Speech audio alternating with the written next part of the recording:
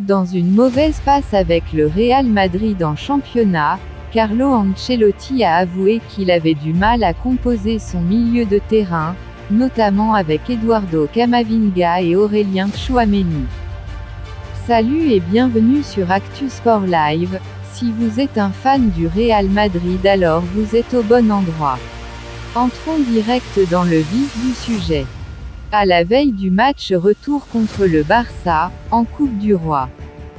Le Real Madrid a entamé une semaine décisive pour la suite de sa saison. Largués en championnat après la défaite contre le FC Barcelone, 1-2, les Merengues débuteront les quarts de finale de Ligue des Champions contre Chelsea, mercredi. Mais avant cela, ils ont une nouvelle fois rendez-vous avec leur éternel rival pour un nouveau Classico, en match retour de demi-finale de Coupe du Roi.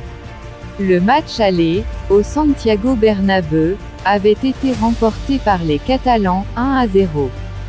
Des échéances décisives pour l'avenir de Carlo Ancelotti que l'on annonce déjà partant pour la sélection brésilienne. En préparation du match contre le Barça, le manager du Real Madrid a confessé ses difficultés à composer un 11 de départ pour la demi-finale. Et notamment avec son milieu de terrain, car la présence d'Aurélien Tchouaméni, Eduardo Camavinga, Toni Kroos et Luka Modric se révèle être un véritable casse-tête de riche. Comme Carlo Ancelotti le répète, Toni Kroos et Luka Modric sont indéboulonnables, mais l'état physique des deux vétérans oblige le manager italien à effectuer des choix judicieux à chaque match. Modric et Kroos sont intouchables.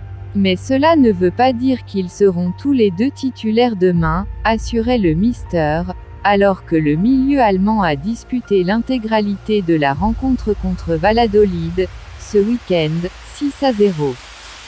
Carlo Ancelotti face à un casse-tête. C'est surtout avec ces deux internationaux français que Carlo Ancelotti a du mal à composer. La chose la plus difficile, c'est de choisir. Depuis toujours, la mentalité du footballeur ne va pas changer, eux veulent tous débuter le match.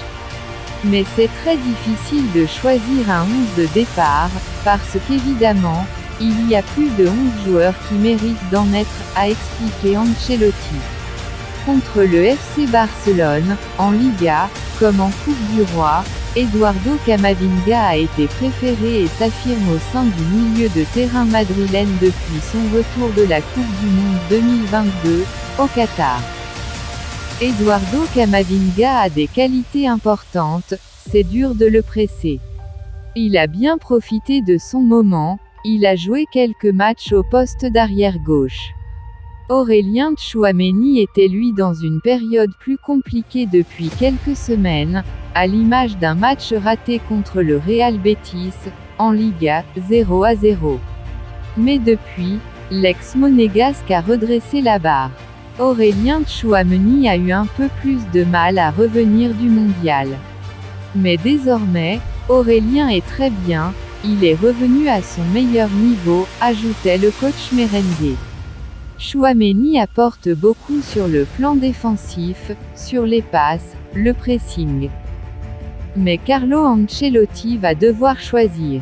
Le Real Madrid reste sur 3 revers consécutifs lors des derniers Clásicos et la presse madrilène pointe souvent un problème avec l'organisation du milieu de terrain cette saison, qui était pourtant la force du Real Madrid les dernières années. J'attends un Real Madrid agressif. Ils vont venir pour presser. En coupe, ils étaient supérieurs. Nous allons essayer de les maîtriser. Nous avons une grande équipe devant nous.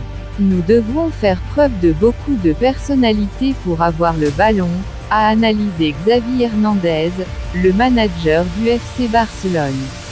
Rendez-vous mercredi, 21 h. Abonnez-vous pour plus d'informations.